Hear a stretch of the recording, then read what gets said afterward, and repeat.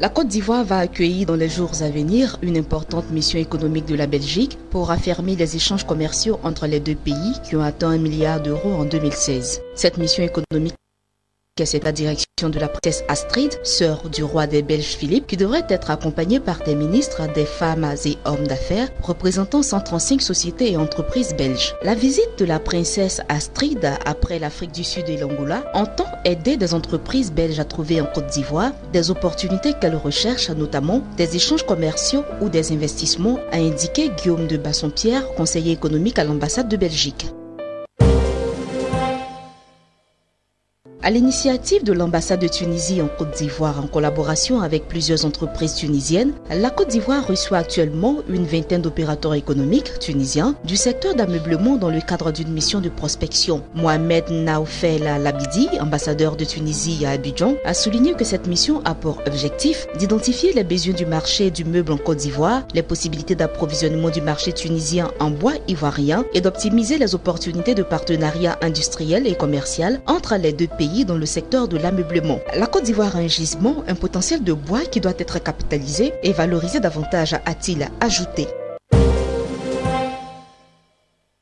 La Direction générale des douanes ivoiriennes a annoncé que l'édition des déclarations en détail des marchandises ne se fera qu'à partir de la plateforme électronique du guichet unique de commerce extérieur à compter du 16 octobre 2017. Ce guichet unique du commerce extérieur est une plateforme électronique visant à dématérialiser toutes les procédures liées au commerce transfrontalier. Le paiement électronique des taxes et droits de commerce extérieur est obligatoire via cette interface depuis le 1er août 2017. Le gouvernement ivoirien entend à travers cette mesure faciliter les opérations d'import-export, mais surtout sécuriser les recettes de l'État. L'ensemble des banques et institutions financières devraient désormais ajouter cette exigence à leurs modes opératoires. Cette plateforme envisage également de simplifier les paiements de droits et taxes de douane et divers frais à l'occasion des activités d'importation, d'exportation et de transit. Aussi, le e-paiement a été implanté sur la plateforme du guichet unique du commerce extérieur par les équipes multisectorielles en activité à la Web Fontaine, structure en charge de la dématérialisation des formalités requises pour l'importation, l'exportation et le transit en Côte d'Ivoire.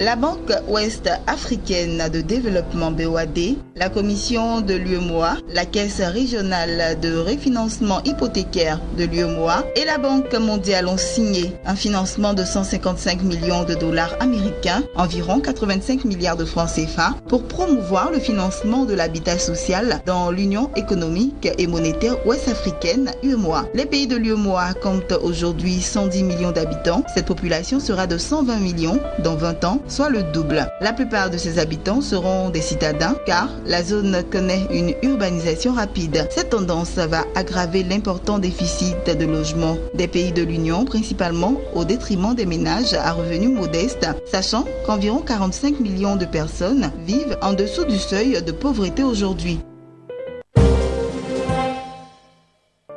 L'agence de notation financière internationale Fitch Ratings a abaissé la note de la dette du Gabon de B+ à B avec perspective négative. Selon Fitch, deux principaux facteurs sont à l'origine de cette notation. Il s'agit notamment de la détérioration de l'endettement et la situation budgétaire du pays. En passant de B+ à B, la note de la dette gabonaise passe ainsi à un niveau plus bas dans la catégorie spéculative.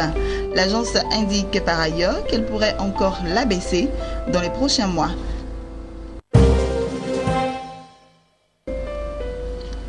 Fitch indique que cette dégradation est consécutive à la baisse des prix pétroliers observée à partir de la seconde moitié de l'année 2014.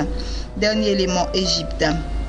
Au terme des 9 premiers mois de l'année 2017, l'Égypte a exporté 4,1 millions de tonnes de produits agricoles selon le porte-parole du ministère de l'Agriculture. Ce chiffre marque une hausse de 13,9% comparativement à la valeur enregistrée un an plus tôt, soit 3,6 millions de tonnes, et s'inscrit dans la dynamique croissante enregistrée par la filière durant le premier semestre, soit plus 12,1%. Plus globalement, cette performance vient confirmer les perspectives selon lesquelles les exportations égyptiennes devraient bondir cette année en raison d'une meilleure attractivité sur le marché mondial liée à la dévaluation de la livre en novembre dernier par la Banque centrale égyptienne.